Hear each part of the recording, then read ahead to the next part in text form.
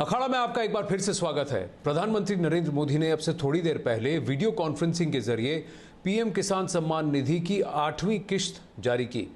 किसानों को सौगात देने आए प्रधानमंत्री नरेंद्र मोदी ने कोरोना की दूसरी लहर पर चिंता जताई। साथ ही उन्होंने देशवासियों से टीका लगवाने का आग्रह भी किया। पीएम ने लोगों से टीका लगवाने के बाद भी जो 2 गज की दूरी का जो रूल है उसे फॉलो करने के लिए कहा और ये भी कहा कि मास्क का मंत्र जो है उसे हमेशा वो ध्यान में रखें। 100 साल बाद आई इतनी भीषण महामारी कदम कदम पर दुनिया की परीक्षा ले रही है। हमारे सामने एक अदृश्य दुश्मन है और ये दुश्मन बहुरूपिया भी है। कोरोना की सेकंड वेव से मुकाबले में संसाधनों से जुड़े जो भी गतिरोध थे वो तेजी से दूर किए जा रहे हैं। युद्ध स्तर पर काम करने का प्रयास हो रहा है। टीका लगाने के बाद भी मास्क और 2 गज की दूरी के मंत्र को अभी हमें छोड़ना नहीं है। अब कोरोना से देश में हुई तबाही पर भी प्रधानमंत्री नरेंद्र मोदी ने चिंता जताई और साथ ही कहा कि महामारी में अपनों को खो चुके लोगों का दर्द वो भी महसूस करते हैं। इस कोरोना वायरस के कारण हम अपने बहुत से करीबियों को खो चुके हैं। बीते कुछ समय से जो कष्ट देशवासियों ने सहा है, अनेकों लोग जिस दर्द से गुजरे हैं, तकलीफ से गुजरे हैं, वो मैं भी उतना ही महसूस कर रहा हूं। प्रधानमंत्री नरेंद्र मोदी अब डिस्ट्रिक्ट मजिस्ट्रेट से भी बात करेंगे, जितने भी ज़िले हैं उन पर, क्योंकि अभी सरकार के मुताबिक कम से कम 533 ऐसे ज़िले हैं जहां पर संक्रमण का दर 10% से ऊपर है। यानी कि इस बार कोरोना का संक्रमण पिछली बार के मुकाबले कम से कम 4 गुना ज़्यादा डिस्ट्रिक्ट्स में फैला है। पिछली बार का मुझे आंकड़ा अगर याद है तो 130 ऐसे डिस्ट्रिक्ट्स थे पूरे देश में जहां पर ये संक्रमण फैला था और ज़्यादातर कम से कम 95% संक्रमण इन्हीं डिस्ट्रिक्ट्स में था। लेकिन अब की बार जो है कम से कम 550 डिस्ट्रिक्ट्स ऐसे हैं देश भर में, 720 प्लस डिस्ट्रिक्ट्स में से, जहां पर अब ये संक्रमण ऑलरेडी फैल चुका है। और इसीलिए प्रधानमंत्री युद्ध स्तर पर जो है अपनी टीम के साथ बैठकर इसको काउंटर करने में लगे हुए हैं। उसकी प्लानिंग चल रही है। अमिताभ सिन्हा हमारे साथ जुड़ रहे हैं। अमिताभ का ये बात तो हमको माननी पड़ेगी, प्रधानमंत्री जो हैं युद्ध स्तर पर काम भी कर रहे हैं और सबसे आगे इस लड़ाई में प्लानिंग के हिसाब से अगर देखा जाए तो प्रधानमंत्री और उनका ऑफिस जो है पीएमओ है वो लगा हुआ है। हाँ, बहुत सारी कमियां हैं, लेकिन किसी ने भी शायद ये एक्सपेक्ट नहीं किया था कि अब की बार संक्रमण इस रेट पर फैलेगा और शायद इसीलिए हर किसी को इसने सरप्राइज़ कर दिया है और तैयारी कहीं ना कहीं कम लगी। बिल्कुल आनंद, 2-3 चीज़ें बहुत मार्के की हैं। पहला, जब 17-18 अप्रैल के बाद बंगाल में चुनाव प्रचार बंद हुआ, लगा कि देश भर में ऑक्सीजन की किल्लत हो रही है, वेंटिलेटर की किल्लत हो रही है। ऐसे वक्त में प्रधानमंत्री ने सारे अपने कार्यक्रम रद्द करके प्रधानमंत्री निवास पर बैठे, जितने भी एम्पावर ग्रुप्स थे, जितने भी मंत्रालय थे, सबके साथ बात की। भारतीय सेना, एयरफोर्स, नेवी सबके साथ, सबको एक साथ लामबंद किया। उसके बाद नतीजा आप देख रहे हो कि दुनिया भर से मदद आई। देश भर में जितने ऑक्सीजन प्लांट्स थे वहाँ से सामानों की सप्लाई शुरू हुई, ऑक्सीजन एक्सप्रेस तक चलने लगे। अब मेरे ख्याल से आज या कल 100वां ऑक्सीजन एक्सप्रेस भी चल जाएगा। आनंद, तो पहली रणनीति का पहला हिस्सा ये था कि मदद के लिए तमाम इंफ्रास्ट्रक्चर को एक साथ आपदा प्रबंधन के लिए एक साथ एकजुट किया जाए। उसमें प्रधानमंत्री सफल रहे। दूसरा, उन्होंने तमाम मुख्यमंत्रियों से बात की कि कैसे कोवैक्सीन देंगे, 18 से 44 साल की उम्र के वालों को दवाई कैसे देनी है, किसको कितना अलॉटमेंट देना है। सब राज्यों से बात करने के बाद इसमें आगे बढ़े। अब दवाएं आ रही हैं, ऑक्सीजन की किल्लत धीरे धीरे कम हो रही है, वेंटिलेटर्स हमारे पास प्रचुर मात्रा में है। तीसरी जो अब सबसे अहम कड़ी आने वाली है आनंद, वो है जिला कलेक्टरों के साथ बात करना। 2 दिन 18 और 20 को जितने भी कोरोना प्रभावित इलाके हैं वहां के कलेक्टरों से बात करेंगे। उन कलेक्टरों के मुख्यमंत्री भी उस बैठक में होंगे और जाहिर तौर पर कलेक्टर सबसे बड़ी धुरी होता है अपने जिले में कोरोना मुक्त कराने के लिए, सबसे बड़ी इफेक्टिव अथॉरिटी। और इसलिए डीएम से अगर पीएम सीधा संवाद करते हैं तो उन्हें लाइन ऑफ एक्शन भी पता चलेगा और पता चलेगा उस कोरोना प्रभावित इलाकों में काम कैसा चल रहा है और कैसे उस पर काबू पा रहे हैं लोग। तो मुझे लगता है एक बहुत सोची समझी रणनीति थी जो पिछले 1 महीने में अब जमीन पर उतरती नजर आ रही है। और कहीं ना कहीं जो सियासतकार हैं और ऑपोजिशन की तरफ से जो सियासत है वो भी दिख रही है। अब देखिए, ममता बनर्जी ने ब्लॉक करने की कोशिश की है कि प्रधानमंत्री डिस्ट्रिक्ट कलेक्टर से क्यों बात करेंगे, ये फेडरल स्ट्रक्चर पर आघात है। जब आपको वैक्सीन चाहिए तो आप सेंटर खरीदे, जब हेल्थ आपकी व्यवस्था जो है वो चरमरा गई तो दोष प्रधानमंत्री मोदी का। प्रधानमंत्री मोदी जब जिला कलेक्टर से बात करने जा रहे हैं तब आप फेडरल स्ट्रक्चर की दुहाई दे रहे हैं।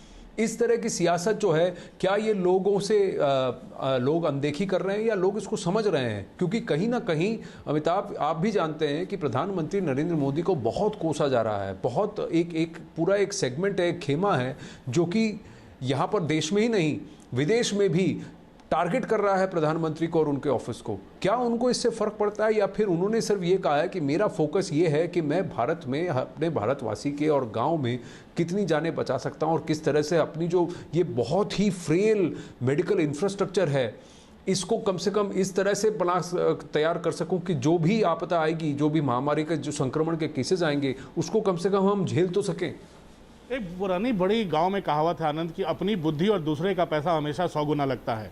और शायद यहाँ पे यही बात लागू हो रही है कि सबको लग रहा है कि सबसे बड़े स्ट्रैटेजिस्ट वही हैं, सबको लग रहा है कि केंद्र सरकार कुछ काम नहीं कर रही है, सबको ये लग रहा है कि मोदी सरकार ने बहुत देरी कर दी। प्रधानमंत्री मोदी जानते हैं कि मुश्किलें आई हैं, प्रधानमंत्री ये भी जानते हैं कि कई राज्यों को मुश्किलें हो रही हैं क्योंकि मेडिकल इंफ्रास्ट्रक्चर इतना नहीं है, लेकिन कोशिशें तो जारी रख रहे थे।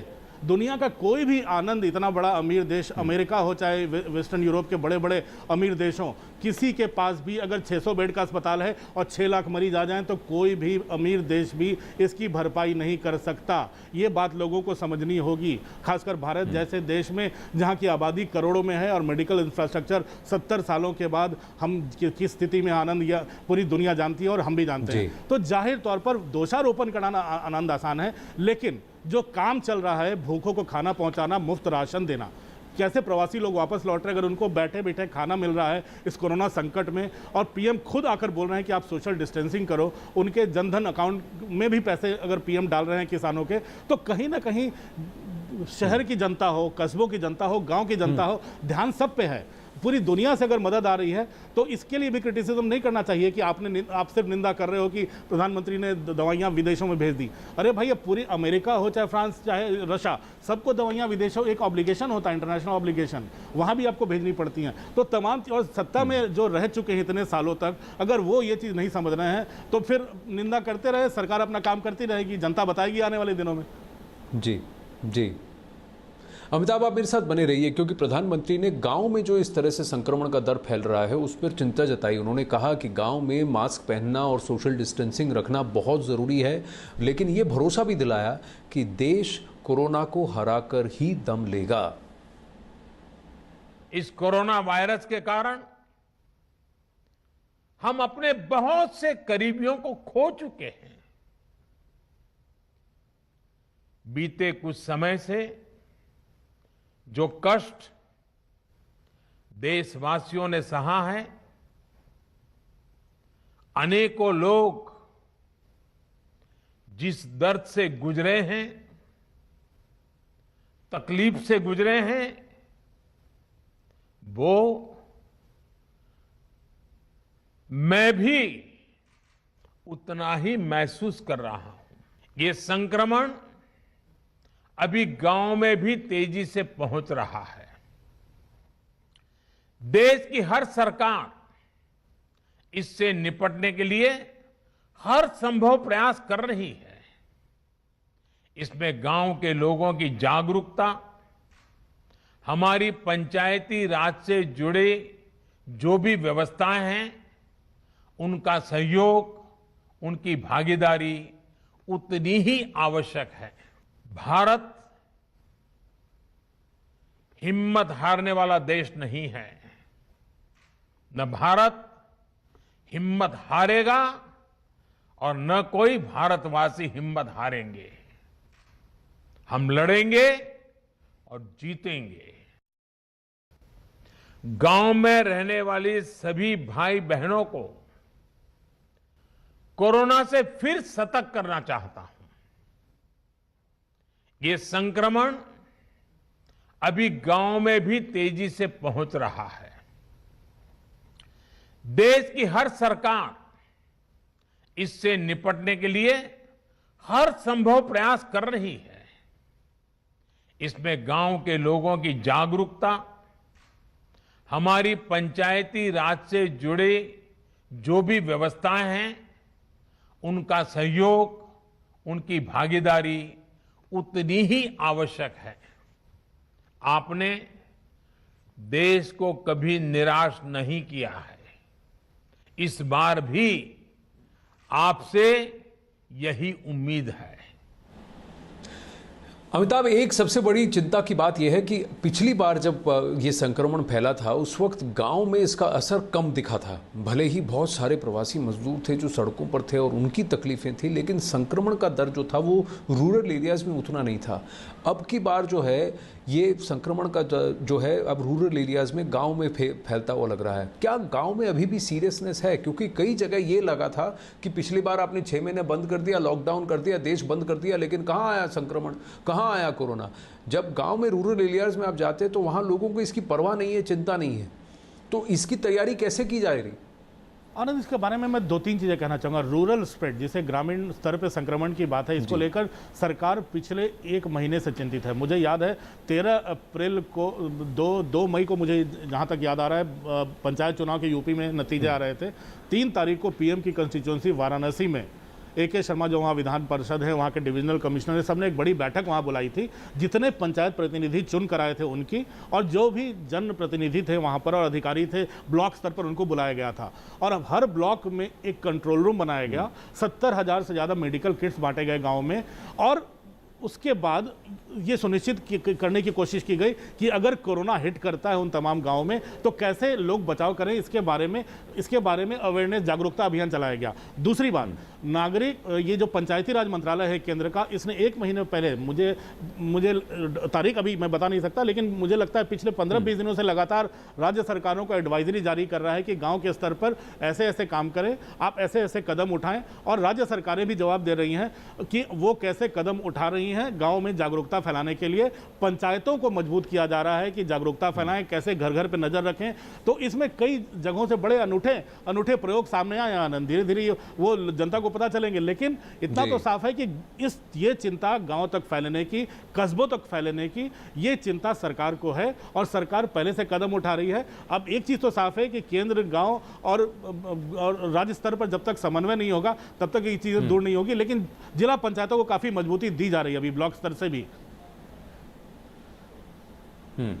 पंचायतों को मजबूती के साथ साथ वहाँ पर इमीडिएटली अगर संक्रमण फैलता है, किसी को कोविड होता है, तो फिर किस तरह से किया जाए। टेस्टिंग सेंटर्स कई जगह है कि बहुत दूर हैं गांव से, तो कैसे टेस्टिंग की जाए और फिर ट्रीटमेंट कैसे की जाए और ट्रैकिंग कैसे किया जाए। ये 3 चीज़ें जो हैं बहुत इंपॉर्टेंट है अमिताभ, और इस पर काम करना बहुत ज़रूरी है। और ये कोई आसान बात नहीं है, क्योंकि अगर शहरों में ही ये करना मुश्किल हो रहा है तो गांव में, ग्रामीण इलाकों में इसे कैसे किया जाएगा? क्या इसकी कोई रणनीति है, या क्या इसीलिए जिला कलेक्टर से मुलाकात करेंगे प्रधानमंत्री और इस पर बात करेंगे? क्योंकि हमारे पास उतने PCR किट्स, RT-PCR किट्स नहीं है, टेस्टिंग लैब्स नहीं है, तो लोगों को कैसे जानकारी दी जाएगी? और गांव खेड़े में, ग्रामीण इलाकों में एम्बुलेंस नहीं है। यहाँ शहरों में एम्बुलेंस में इस तरह से लूट मची हुई है, वहाँ कैसे ट्रीटमेंट किया जाएगा? कैसे उनको ले जाया जाएगा पास के अस्पताल में? और क्या इन गाँव में हर जिला जो है वहाँ पर क्या कोविड सेंटर्स बनाने की कोशिश की जा रही है? ऑक्सीजन के लिए क्या किया जा रहा है? ये सारी बहुत ज़्यादा प्लानिंग की ज़रूरत है।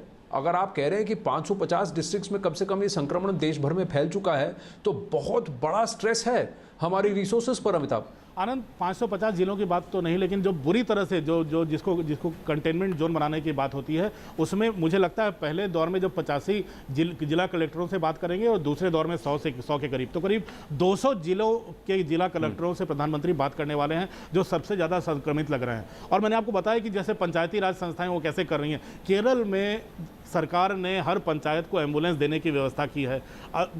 गुजरात के कई गांव ने सेल्फ आइसोलेशन में अपने आप को सेल्फ आइसोलेट करने के लिए अब खुद ही लॉकडाउन लगा लिया है कि बाहर वाला कोई अंदर ना आ पाए। वहाँ पे खुद ही अपने जो टेम्परेचर नापने वाले गन होती है उससे टेम्परेचर नाप रहे हैं घर घर जाकर। ये पंचायत और सोशल आंगनवाड़ी वर्कर कर रहे हैं। लेकिन जो सबसे बड़ी चिंता है उनको अस्पतालों तक ले जाने की और उनको कैसे सुविधा दी जाए अगर प्रिलिमिनरी जांच में अगर सिम्टम भी आ रहे हैं, तो इसके बारे में जागरूकता भी फैलाई जा रही है। आंगनवाड़ी वर्करों का सहायता लिया जा रहा है। बहुत बड़ी चिंता है, ये चुनौती भी बहुत बड़ी है आनंद। अब देखते हैं कलेक्टरों के साथ मिलकर कैसे होता है। लेकिन अगर वैक्सीनेशन प्राइमरी हेल्थ सेंटर ये डोजेज अगर 2 महीने तक लोगों को मिल गई 45 से ऊपर भी और नीचे के लोगों पर भी, तो मुझे लगता है कि तीसरी वेव से काफी हद तक बचने में काफी मदद मिलेगी। जी, वैक्सीनेशन की ड्राइव को वहां तक ले जाने के लिए आपके लिए वैक्सीनेशन की और खेप चाहिए, और ये खेप आते आते हमको जुलाई अगस्त लग जाएगा। चलिए, एक और बात, एक और विषय है जिस पर प्रधानमंत्री ने बात की और पूरी तरह से स्पॉटलाइट वहां पर डाला, वो जिस पर हम बात कर चुके हैं यहाँ और न्यूज़ 18 पर कंटिन्यूसली आपको दिखाते जा रहे हैं, कोरोना काल के गिद्धों के बारे में। और उन्होंने राज्य सरकारों से आग्रह किया है कि कड़ी से कड़ी कार्रवाई की जाए ऐसे गिद्धों पर। इस संकट के समय में दवाइयां और जरूरी वस्तुओं की जमाखोरी और कालाबाजारी में भी कुछ लोग अपने निहित स्वार्थ के कारण लगे हुए हैं। मैं राज्य सरकारों से आग्रह करूंगा कि ऐसे लोगों पर कठोर से कठोर कार्रवाई की जाए। ये मानवता के खिलाफ का कृत्य है। भारत हिम्मत हारने वाला देश नहीं है। न भारत हिम्मत हारेगा और न कोई भारतवासी हिम्मत हारेंगे। अमिताभ, आपके इनपुट्स के लिए धन्यवाद। अखाड़ा में वक्त हो चला है आपसे विदा लेने का। नमस्ते। खबरें जारी रहेंगी न्यूज़ 18 इंडिया पर। अर्पिता के साथ बने रहिए। शुक्रिया आनंद।